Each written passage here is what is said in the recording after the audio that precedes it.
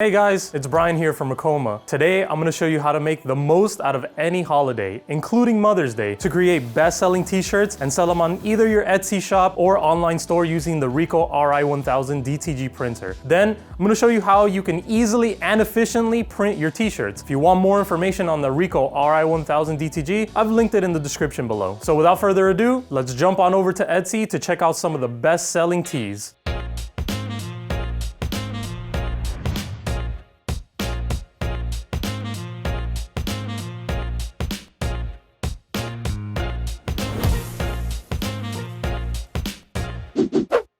All right, everybody, now that we're at our computer, let's go ahead and go to Etsy.com. From the beginning, I already want to be as specific as possible. I'm gonna just go ahead and put Mother's Day shirts. And remember, you can do this for any holiday, doesn't just have to be Mother's Day. That way you can always have a good idea of what's popular. What I would recommend doing, just so that you take inspiration from only the best designs that are popular out there. It's hard to see, but under some of the designs and some of the shirts, you're going to see a little icon that says best seller. Those are the most popular ones that people are, kind of trending on. All right, so yeah, I'm definitely seeing a pretty good trend of the designs here. I do see here, okay, our first bestseller. That's a nice quote. Oh, I like these. Has a lot of flowers, a lot of nice fonts to them. World's best mom. Momming ain't easy. I definitely want to do maybe a design with a couple of flowers on them, just some nice font, colorful. I really like the funny quotes that are on here. That definitely will kick it off with a lot of moms liking these funny quotes. Pretty confident these are gonna be some top selling shirts. Now that I have a good idea on what type of shirts sell the best and what the top selling designs look like, I'm gonna go share my ideas with our design team and create designs of my own.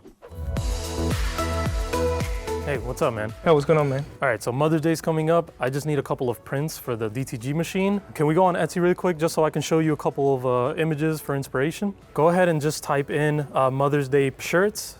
I was looking through these best-selling ones and I found like something like that. That looks perfect. I like the colorfulness of it and like the letters and all that. Some of them had funny quotes. You think you can kind of whip something up for me like that? Yeah, for sure. Take 5 with me. Okay, in a little bit. Appreciate it, bro. Bye.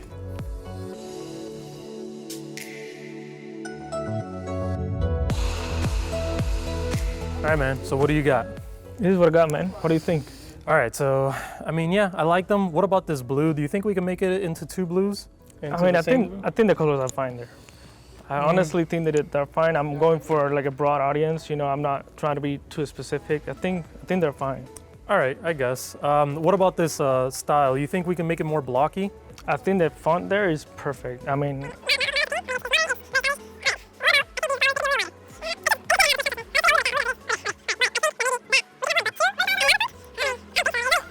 Okay, what about the flower? We can have 2 flowers. Well, I guess, I can try that. Let's see. All right, there you go. Designers, am I right? Sheesh. That looks good. I think we're, okay. All right, I think we got good designs going. Now that I have a few good designs, I'm gonna go ahead and order the t-shirts. It's always a good idea to post more than 1 design when selling t-shirts. You just never truly know when designs will sell the best. So I recommend starting with 3 of your top designs and printing them on various sizes of t-shirts. I also recommend keeping the color selection to a few colors at most. Meanwhile, while I wait for my t-shirts to arrive, I'm gonna go ahead and program my designs in the software and test them on some scrap t-shirts that we have. All right, everybody, here we are at the Colorgate software that comes with the Ri 1000 DTG printer. We're gonna take our very new, nice designs and go ahead and import them, do what we gotta do, and then take them over to our printer. So we're gonna go ahead and import our first design. So now that we have our design in the software, we're just gonna do a little bit of tweaking to it. Remember, for this printer, the best files to use format-wise is PNG and TIFF files. JPEGs are nice when they need to be, but overall, try to use PNGs or TIFF. TIFF preferred, and that's what we're using here. So, all right, the first thing that I want to do to my design is go ahead and take off the scale 1:1 so that we can adjust our sizing, since it is notifying us that our width is a little too big. All right, so we're gonna keep it about 10 inches on the width, and if we hit the OK, it should let us see our results. All right, so next we're gonna go back in and we're going to center our design hitting this horizontal alignment button so that it can auto center it for us. All right, we're not gonna bring it down anymore because it already has that space that's making our design start a little lower than usual.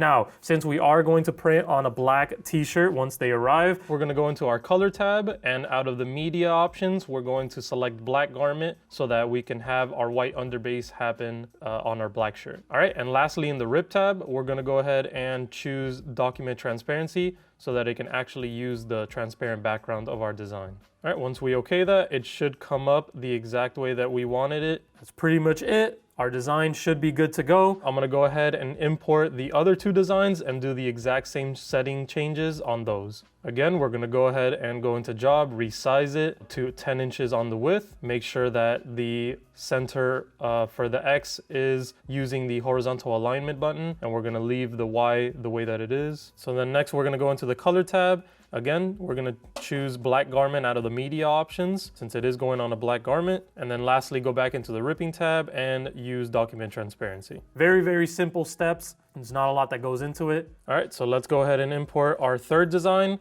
All right, so lastly again, we're going to go take off our scale 1:1, 10 inches on the width. And then in the color tab, we're gonna choose black garment. And then lastly again, rip, and we're going to use document transparency and press OK. All right, perfect. So now that we finished editing all three of our designs, we're going to right-click the first one and we're going to hit our print so that it can go ahead and do the ripping process from our TIFF format to the PRN format, which is what the printer reads. And then once it's done ripping in the middle queue, it's going to automatically shoot back up to the printing queue where it's just sending it to wherever you have it located, whether that's a folder in the desktop or it's directly to the printer if you have it set up through Ethernet connection. We're doing this process for all three.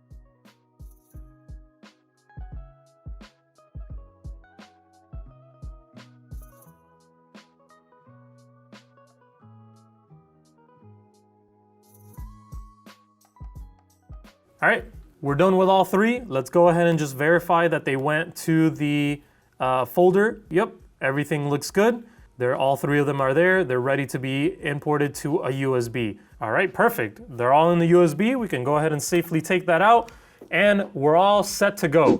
All right guys, so while we're waiting for our t-shirts to arrive, I went ahead and grabbed some random scraps of shirts just so that we can test out our designs. Luckily, these are going to be 100% cotton, just like the ones that we ordered. So the test results should look exactly the same. You always wanna make sure that you test designs out on scrap before your actual material, just to make sure that you don't have to do any little changes to them beforehand. We have our trusty RI1000 DTG printer, our Wagner sprayer, and our Ricoma heat press. Now, everything that we're using, I'm gonna go ahead and link it in the description below, but keep in mind that with the purchase of the RI1000, you get bundled everything that you need to get started. Let's go ahead and start the pre-treatment process. You always wanna make sure that you have a good amount of a layer. You don't want too little or too much. Too little, the ink is not going to last on the shirt after a couple of washes, and if you put too much, it's just gonna be kind of like a boogery mess everywhere. Now that we have our shirt perfectly and evenly spread, we're gonna go ahead and take it over to our heat press so that we can cure the pre-treatment on it. So what's great about these Ricoma heat presses is that you can pull out the drawer, put your shirt on so you don't have to go in there and burn yourself. Now remember, for these black shirts, we're gonna go ahead and give it about 30 seconds, running it with the temperature at 330 degrees Fahrenheit.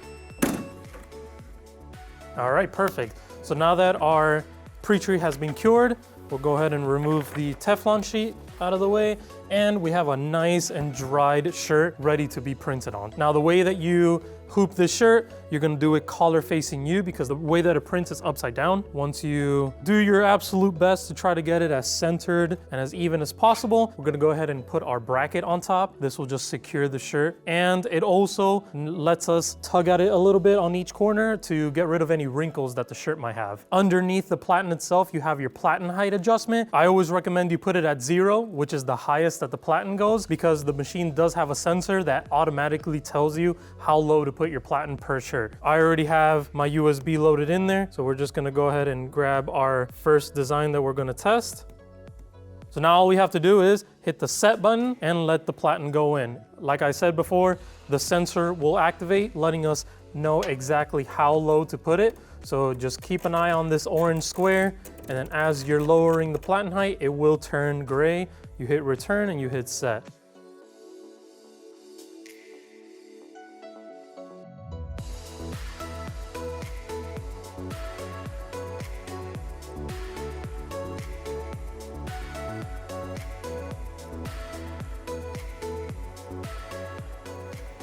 Our design came out, looks pretty good.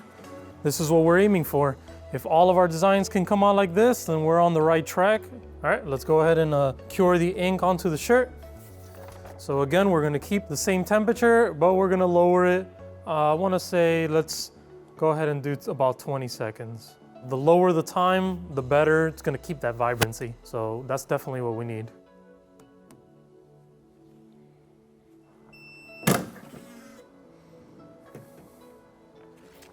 All right. So that looks pretty good. All right, so now that we got that one done, let's do the exact same to the other two designs, see if they come out good as well.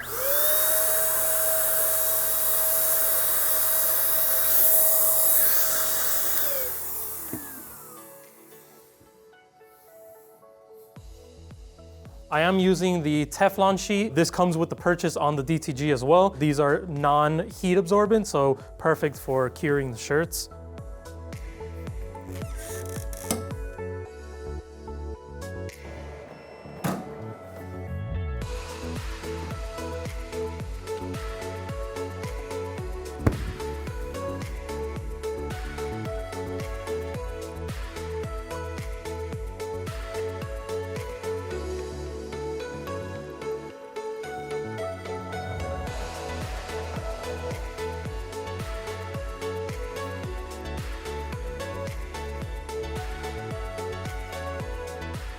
All right, so second design down, everything looks great.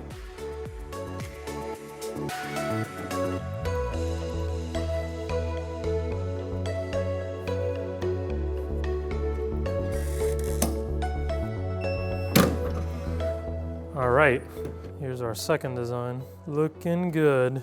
Because we're doing 100% cotton, we're doing the appropriate pretreatment for it. Make sure that you're using the cotton-specific pretreatment. If you're doing polyester, there's also polyester pretreatment that works better on those. Going on to the heat press part of it, since we're doing cotton, you want to give it a little bit more temperature and time compared to the polyester or the blends in general.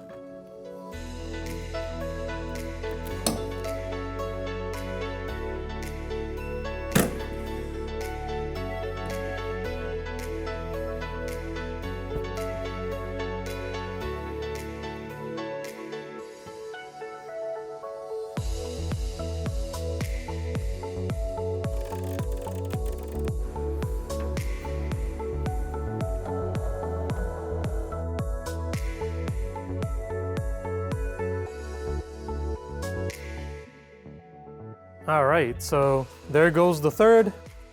All right, so let me just cure this last design. Definitely all three of them came out great. The only thing now that's left is just to wait for our actual shirts to come in.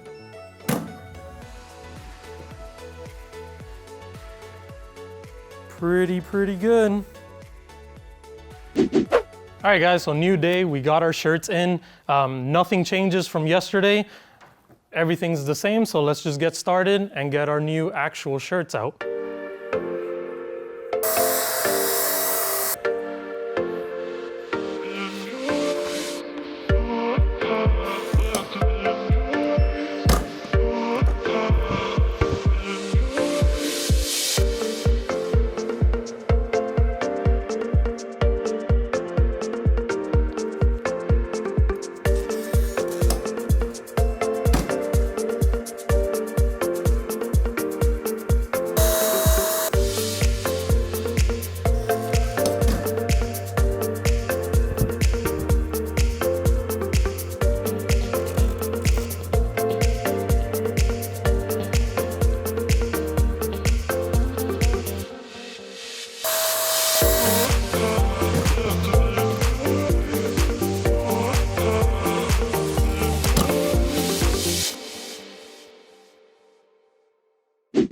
All right, guys, so we finished our 3 designs on our shirts. Let me go ahead and recap a few things with you guys. Whenever you're coming up with ideas on what to sell next, it's beneficial to go to Etsy.com and look for that bestseller icon underneath the items to know what's more popular. So another tip about pre-treatment, whenever you're printing on cotton, make sure that you're using cotton-specific pre-treatment. And then whenever you're printing on polyester, make sure to be using polyester-specific pre-treatment. And lastly, when it comes to your design file formats, make sure to be using either PNGs or TIFF files because they have the highest quality. They let you use transparent backgrounds, and TIFF is preferred because it uses the CMYK color space.